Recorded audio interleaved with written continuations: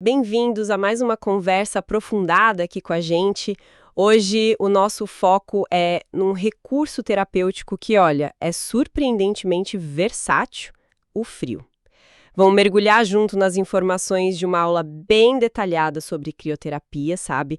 Explorando as vantagens, os materiais que a gente precisa e, claro, as diferentes formas de aplicar essa técnica. A nossa missão aqui é meio que desvendar como esse elemento que é tão comum no nosso dia a dia pode ser usado para tanta coisa, desde aliviar dores e inflamações até em procedimentos estéticos mais complexos.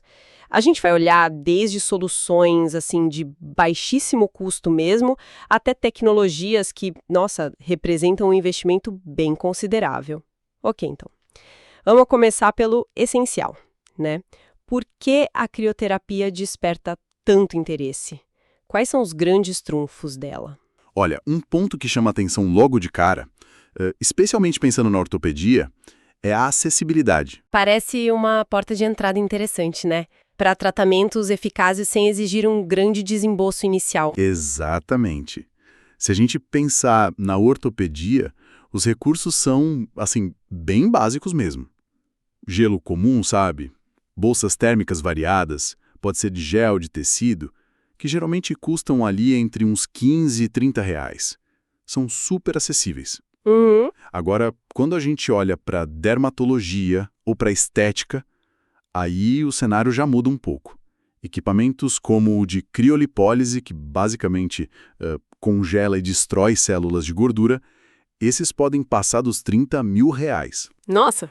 É um investimento alto, mas o material que a gente analisou aponta que, mesmo assim, uma sessão dermatológica mais simples, para tratar poucas lesões, por exemplo, pode ter um custo de mercado considerado razoável, ali na faixa de R$ 32 reais. Então a primeira grande sacada aqui é essa dualidade, né?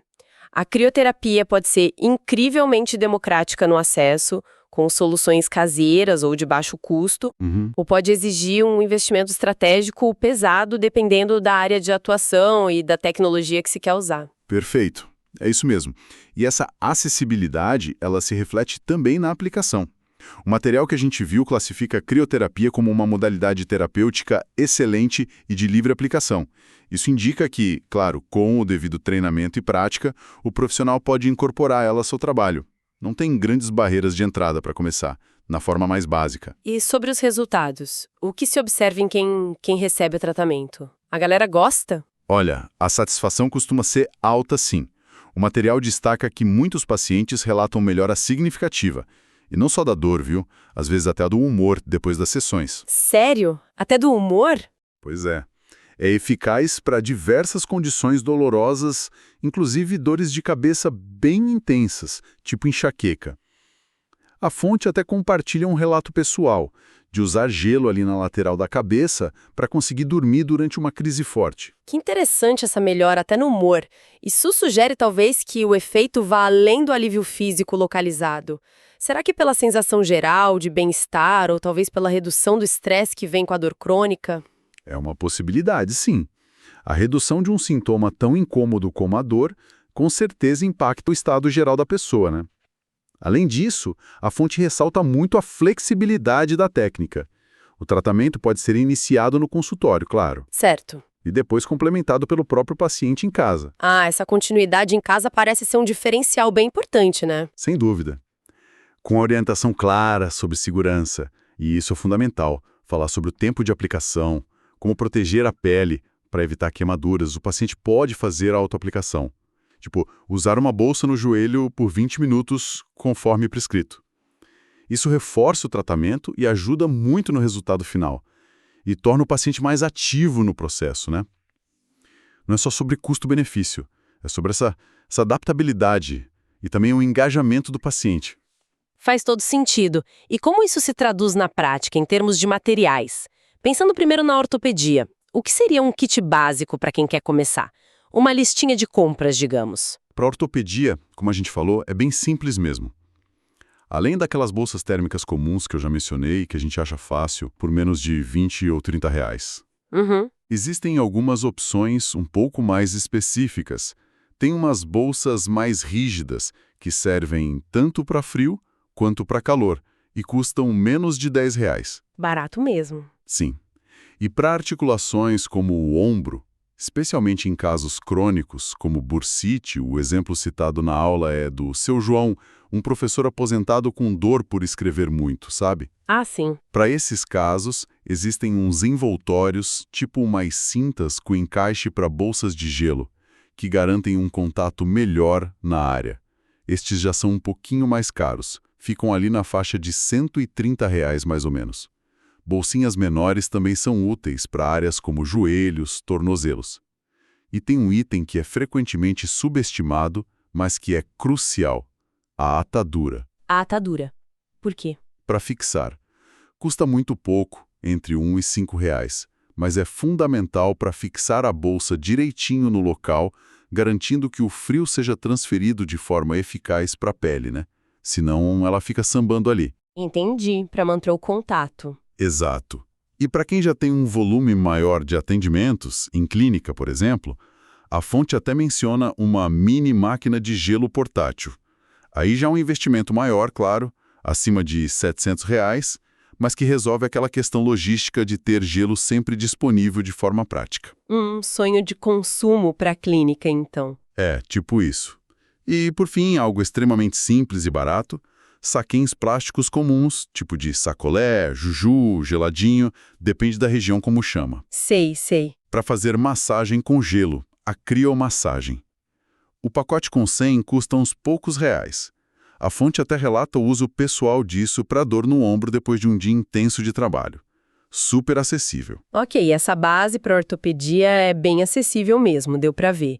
Mas e quando a gente sai dessa área? No esporte de alto rendimento ou na estética? A conversa sobre materiais muda bastante, imagino eu. Muda radicalmente.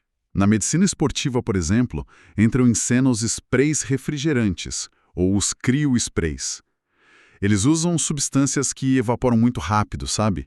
Para dar aquele resfriamento superficial bem intenso e imediato. Ah, são aqueles que a gente vê no futebol, né? Quando o jogador leva uma pancada. Exatamente esses.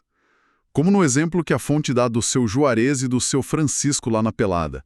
O objetivo ali é aliviar a dor e o hematoma bem rápido, para permitir, talvez, que o atleta volte para a atividade, dependendo da gravidade, claro. Entendi. E na estética? Já na estética, a gente tem os géis crioterápicos. Os preços aqui variam bastante, podem ir de uns R$ 48 até mais de 230. O ponto-chave, segundo o material que a gente analisou, é a composição. Para ter o efeito legal, eles devem conter ingredientes como cânfora, mentol, cafeína ou centela asiática, que ajudam no resfriamento e na circulação local, ou no metabolismo. Tem que olhar o rótulo então. Tem que olhar. E aí, claro, chegamos nos equipamentos de alto investimento. Na estética, a gente entra em outra esfera mesmo. Aparelhos para gordura localizada, como a criolipólise que eu mencionei, e para flacidez, como a criofrequência, esses custam dezenas de milhares de reais. É comparável ao preço de um carro popular, sabe? Caramba! É muito dinheiro. É um investimento altíssimo. E a recomendação da fonte é bem clara. Muita cautela para quem está começando na área. Talvez alugar esses equipamentos seja mais prudente no início. Faz sentido. Porque eles exigem um volume considerável de clientes para realmente valer a pena a compra, para ter o retorno do investimento. Essa diferença de escala é impressionante mesmo. Desde o saquinho de gelo de R$ 5 até a máquina de R$ 34 mil. Uau! Ok, essa variedade toda é ótima, mas imagino que usar o frio de forma terapêutica exija bastante cuidado, né? Quais são os pontos de atenção cruciais para garantir a segurança? Esse é um ponto fundamental, você tem toda a razão. O primeiro passo, assim, antes de qualquer aplicação, é testar a sensibilidade do paciente ao frio. Como assim? É um teste rápido. Você aplica um cubo de gelo na pele da pessoa por uns 10, 20 segundos no máximo. Se houver uma reação de dor muito desproporcional, sabe, muito além do desconforto normal do frio intenso, isso pode indicar uma hipersensibilidade. E aí, nesse caso, a crioterapia seria contraindicada para essa pessoa. A fonte diz que é raro, mas pode acontecer, então é uma precaução essencial. E quem tem alergia ao frio, urticária? Exato. Pacientes com histórico de urticária ao frio também requerem atenção redobrada. Tem que avaliar bem. O segundo pilar da segurança é a comunicação. É vital explicar para o paciente o porquê da aplicação. Olha, a gente vai usar o frio para diminuir o inchaço e a dor aqui na sua lesão. Certo, alinhar expectativas. Isso, e explicar quais sensações são normais. Aquele frio intenso no começo, talvez um formigamento, seguido de uma dormência, uma anestesia local, isso é esperado. E instruir o paciente a avisar imediatamente se sentir qualquer coisa estranha, qualquer desconforto excessivo. A comunicação tem que ser aberta. E o tempo, né? E, claro, respeitar o tempo de aplicação recomendado para cada modalidade. Geralmente, para bolsas e compressas, a gente não ultrapassa os 20 minutos. E o risco de queimadura pelo frio? Você mencionou antes e a fonte que a gente estudou traz um caso sobre isso, né? Sim, é um risco real e precisa ser levado muito a sério. Durante a aplicação, é preciso ficar de olho na pele do paciente. Uma vermelhidão, que a gente chama de peremia, se ela ficar muito intensa, pode ser um sinal de agressão excessiva pelo frio, indicando que a gente precisa interromper a aplicação na hora. E no final, como a pele deve estar? No final, a pele não deve estar danificada, claro. Deve estar íntegra, talvez um pouco vermelha, mas seca. O caso mencionado na fonte foi de uma paciente que aplicou gelo comum, mas diretamente na pele. Ah, sem proteção. Sem nenhuma proteção. O material analisado até chama isso de gelo seco, mas no sentido de gelo comum sem barreira nenhuma, entende? E ela deixou por meia hora em casa. Nossa! Resultado, sofreu uma queimadura séria. Isso só reforça, tem que usar sempre uma toalha fina, um pano seco ou a própria capinha que vem na bolsa de gel como barreira entre o gelo e a pele. Sempre. Entendido. Proteção em primeiro lugar, sempre. Bom, já vimos as vantagens, os materiais, os cuidados essenciais. Agora, como que o frio é efetivamente aplicado? Existem diferentes técnicas ou modalidades? Existem sim, e a variedade é bem grande, viu? Elas se adaptam a diferentes necessidades e partes do corpo. Temos métodos bem diretos como a imersão. Imersão. É literalmente mergulhar a mão ou o pé, por exemplo, em um recipiente com água e gelo. Deixa ali por uns 10 a 15 minutos. É ótimo para edemas nessas extremidades, inchaço no pé, na mão. Legal. As compressas frias, caseiras, feitas com gelo picado num saco plástico e envolto num pano, são clássicos, né? Para dores musculares, problemas ortopédicos, aplica por cerca de 20 minutos. As bolsas frias industrializadas, aquelas de gel que a gente já falou, são super práticas. Seguem ao mesmo tempo 20 minutos e têm um uso bem amplo. E a tal da panqueca fria? Ah, a panqueca fria. É feita com uma toalha molhada em água fria com gelo moído dentro. Aí você dobra e aplica. É mais usada na região cervical, só que o tempo dela é mais curto, só 5 minutos, porque o gelo ali perde o efeito mais rápido. Pode repetir umas 3 vezes para dar o tempo total. Curioso esse nome. É, né? E tem também a massagem com gelo, a criomassagem. Você usa o gelo em saquinhos ou faz tipo um cup crio, que é um copinho descartável com água congelada e um barbante no meio para segurar. Ah, tipo um picolé de gelo para massagear. Exato. Você desliza sobre a pele para tratar pontos específicos como pontos gatilho musculares, tendões inflamados. Essa exige mais cuidado porque é um contato direto, embora esteja em movimento, né? Se a pele ficar muito vermelha, tem que parar ou deslizar mais rápido. E o tempo é menor, no máximo 10 minutos. Entendi. E além dessas aplicações mais diretas, digamos? Ah, sim. Existem protocolos mais estruturados, como o famoso PRICE. Price? É uma sigla em inglês. Proteção, repouso, gelo, compressão e elevação. É o tratamento padrão ouro para lesões agudas, tipo entorse de tornozelo. O exemplo do seu Francisco torcendo o pé no futebol ilustra bem isso. Aplicar gelo é uma parte fundamental desse protocolo. Faz sentido. Tem também aparelhos como o CryoCuff. Esse já custa um pouco mais, uns R$600. Ele oferece frio e compressão de forma contínua por um tempo maior se precisar, embora a aplicação ainda seja de 20 minutos por vez. É bem útil no pós-operatório ou para edemas grandes. E os sprays? Os sprays refrigerantes, que a gente já comentou para o esporte, eles também servem para aliviar a dor rapidinho antes de pequenos procedimentos, tipo drenar um furúnculo ou depois de uma injeção. Mas aqui, a segurança é super crítica. Tem que aplicar a distância correta da pele, uns 30 a 35 centímetros, nunca perto de fontes de calor, porque são inflamáveis, e proteger os olhos, especialmente em aplicações perto do rosto ou pescoço. Muita atenção com os sprays, então. Muita. Tem também o banho de contraste. Esse é interessante.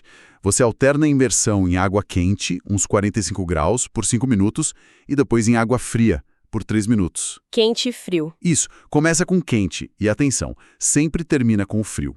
É mais indicado para condições crônicas, tipo esporão de calcânio, sabe? Não para inflamações agudas com muito inchaço, porque o calor poderia piorar. Usa-se muito em mãos, punhos, tornozelos, pés. Bem específico esse. Sim. E aí, no extremo da tecnologia, o material que a gente viu cita o aparelho Cryo 5. Esse, segundo a fonte, nem é vendido no Brasil. Ele sopra ar gelado a temperaturas que podem chegar a menos 30 graus Celsius com controle digital preciso. Uau! Ar gelado? Ar gelado. Você ajusta a temperatura exata que quer, tipo 14,4 graus Celsius para analgesia.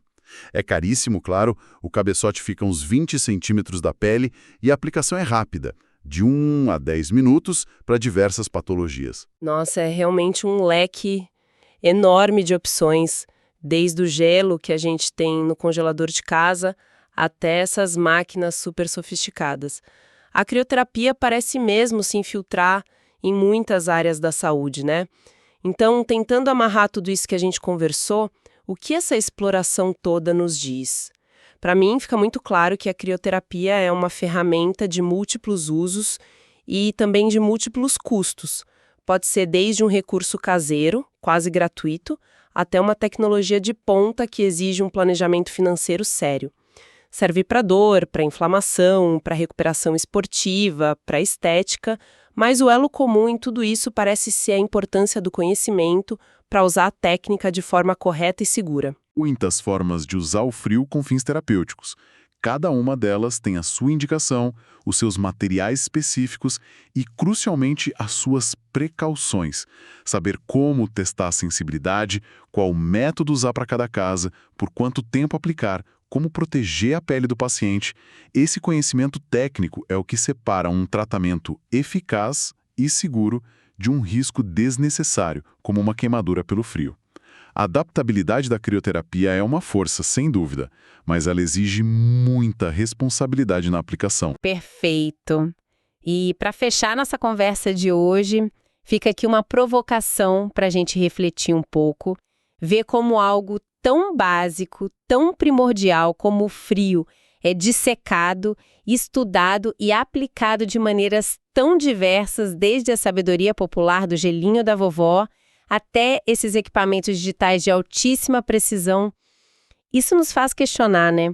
Quantos outros elementos naturais, talvez igualmente presentes e acessíveis aí no nosso cotidiano, guardam potenciais terapêuticos que a gente ainda nem começou a explorar a fundo.